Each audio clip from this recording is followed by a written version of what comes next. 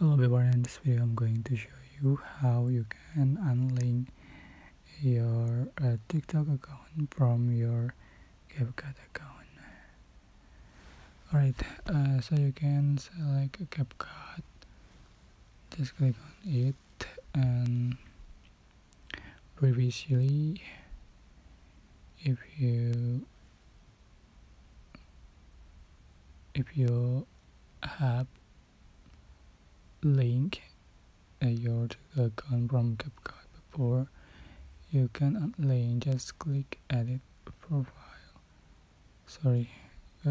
click three lines and manage account and click unlink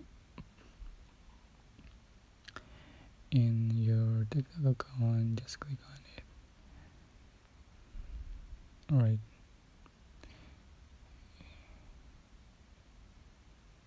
Alright, at least one third party account. Okay, yeah, so basically I hope this tutorial was helpful for you. Don't forget to like, comment, share, and also subscribe. Thank you so much for watching.